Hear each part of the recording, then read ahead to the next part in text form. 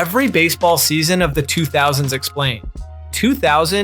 In 2000, Major League Baseball was still the Wild West, loud, lawless, and overflowing with power, where home runs flew like fireworks, and nobody asked how the sausage was made. Offense ruled everything, but two pitchers refused to cooperate, as Pedro Martinez and Randy Johnson carved lineups apart and claimed Cy Youngs while hitters chased ghosts. The league felt rich, confident, and reckless, like a boom economy built on shaky beams. Chicago's White Sox shocked the room, winning 95 games behind Frank Thomas and a young core that looked ready to bully the division. Oakland quietly started building something strange, squeezing value from every dollar, while Jason Giambi mashed his way to an MVP. Seattle lost Ken Griffey Jr., yet still won 91 games as Edgar Martinez aged like wine, and Alex Rodriguez played his final season in green. In the National League, Barry Bonds and Jeff Kent powered San Francisco to dominance while barely tolerating each other, and Kent somehow took home an eyebrow-raising MVP. October arrived, the Yankees looked cooked, then flipped the switch. Derek Jeter turned feral, the dynasty awakened, and the Subway Series ended fast. The 2001 season felt like a fever dream,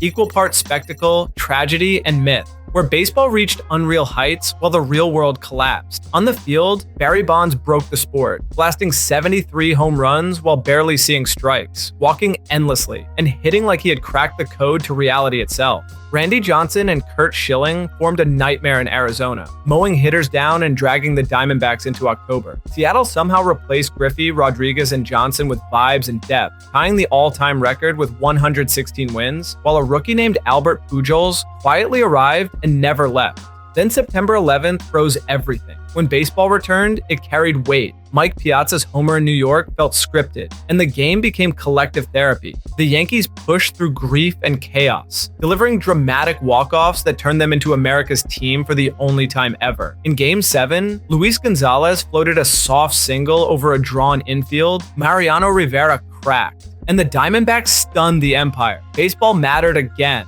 differently, forever. In 2002, baseball started arguing with itself. The steroid era was still breathing, but the whispers were louder, and something far more dangerous entered the room: math. Billy Beane's Athletics stopped pretending intuition mattered more than efficiency and built a roster from misfits, spreadsheets, and stubborn belief. Oakland lost stars, replaced them with undervalued parts, then ripped off 20 straight wins, ending with Scott Hatteberg's walk-off that felt cinematic. Hollywood would later mythologize it, but the truth was messier because the A's still had Miguel Tejada winning MVP and Barry Zito taking the Cy Young. Elsewhere, Barry Bonds remained untouchable, reaching base nearly 60% of the time, and turning award races into formalities. The Twins survived contraction rumors and rode Metrodome chaos to a division title, while the Angels quietly stacked 99 wins with contact hitters and depth. October flipped everything. The Yankees got bounced early. Oakland fell again. Anaheim kept swinging. Bonds terrorized the World Series with unfair moonshots. But the Angels refused to fold, storming back in Game 6 and trusting rookie John Lackey in Game 7 to finish the job. The 2003 season felt like baseball playing with fate, teasing two tortured fan bases and daring the universe to intervene. Power was still everywhere, but legacies were getting murkier, and October carried a sense of doom. The Yankees loaded up again, adding Hideki Matsui and Aaron Boone, while Boston leaned into numbers under Theo Epstein and found a sleeping giant in David Ortiz. Across the league, Roy Halladay worked himself into a Cy Young, Eric Gagne slammed the door with historic dominance, and the Cubs finally looked real behind Mark Prior and Kerry Wood. Then chaos arrived. The ALCS detonated into pure hostility as Yankees and Red Sox brawled, screamed, and bled through 7 brutal games. Pedro stayed in too long, Boone walked it off, and Fenway went silent. In the NLCS, the Cubs were 5 outs away when a foul ball found Steve Bartman and everything collapsed at once. The Marlins smelled blood, stormed back, then watched Josh Beckett shove on short rest to win it all. 2 curses fed, 2 cities broken. Baseball reminded everyone that hope is dangerous, and October never shows mercy. By 2004, the curse in Boston felt alive. breathing down every pitch, but the Red Sox were done running from it. This was the steroid era's final roar, and Barry Bonds reached an absurd peak, posting a .609 on-base percentage while Ichiro rewrote the hit record and Johan Santana turned his changeup into sorcery. St. Louis won 105 games behind Albert Pujols, Scott Rowland, and Jim Edmonds, while the Yankees added Alex Rodriguez and waited for October. Boston followed close behind, powered by Manny Ramirez, a fully awakened David Ortiz, and Curt Schilling's relentless edge. The ALCS opened like a nightmare. 3 straight losses, a 19-8 humiliation. Then history cracked open. Dave Roberts stole a base. Ortiz walked it off, then did it again. Schilling bled through his sock and dared the Yankees to blink. In Game 7, Boston detonated the Bronx, flipping an 0-3 grave into immortality. 86 years erased, the Great Bambino Curse died, and baseball witnessed its greatest comeback ever.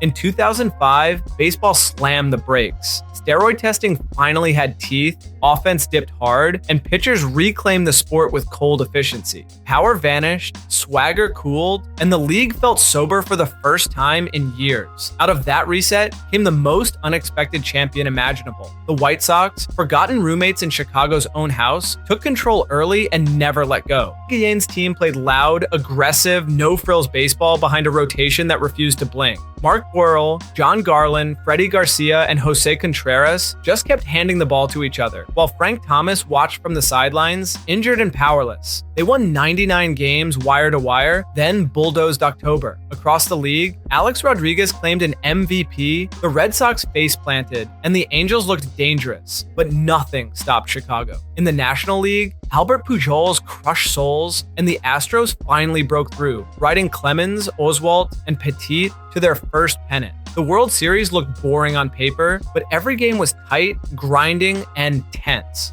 4 straight wins, 88 years erased. Quiet teams, it turned out, could scream.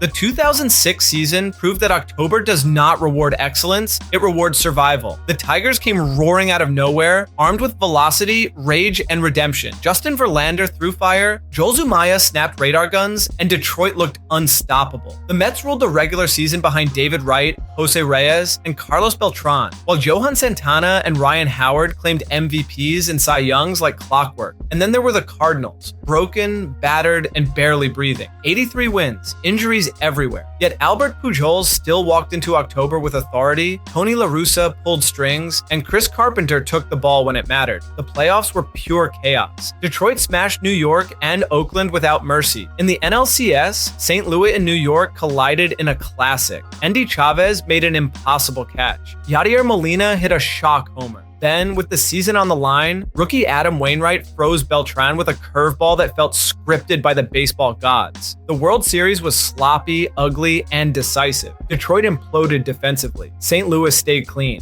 5 games later, the least impressive regular season team left standing wore the crown.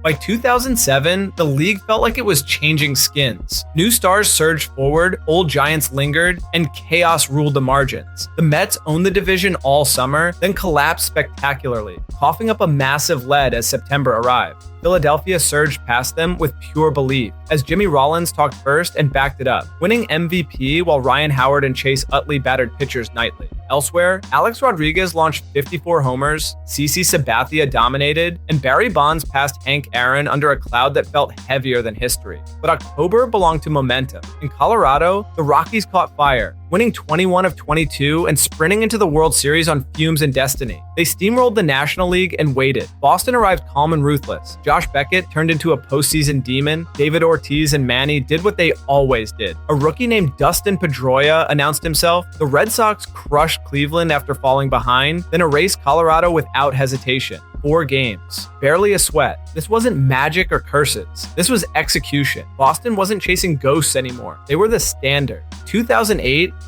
In 2008, the league cracked wide open. It felt like anyone could win, and for once that was true. Chicago celebrated a century since their last title by winning 97 games, then immediately vanishing. Tampa Bay shed its losing skin along with the word devil and became a force overnight. Evan Longoria burst into stardom, BJ Upton went nuclear, and Joe Madden outmaneuvered everyone in sight. They knocked off both Sox teams and landed in the World Series looking fearless. Meanwhile, Philadelphia kept climbing. Rollins, Utley, and Howard formed a relentless core. Cole Hamels matured into an ace, and Brad Lidge erased every mistake, going a perfect 48 for 48 in saves. Manny Wood exploded in Los Angeles, then fizzled under pressure. The World Series delivered chaos and rain. Game 5 stopped midstream, resumed days later, and shifted the sport's rhythm entirely. When play returned, Philadelphia took control. Lidge slammed the door, the drought ended. 25 years gone in one wet, unforgettable October night, Tampa fell just short, but proved the game's balance had truly changed.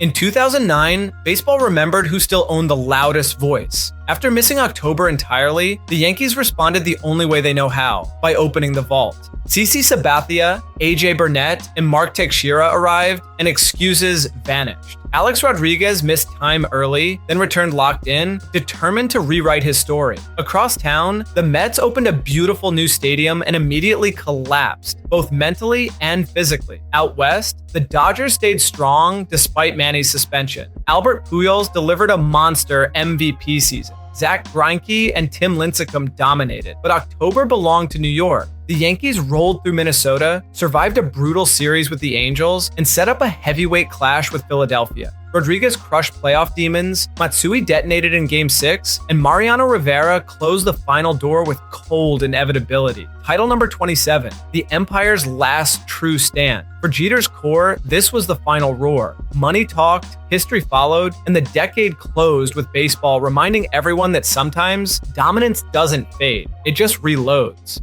If you like this video, YouTube thinks you're really gonna love this next one on screen, so give it a click and check it out.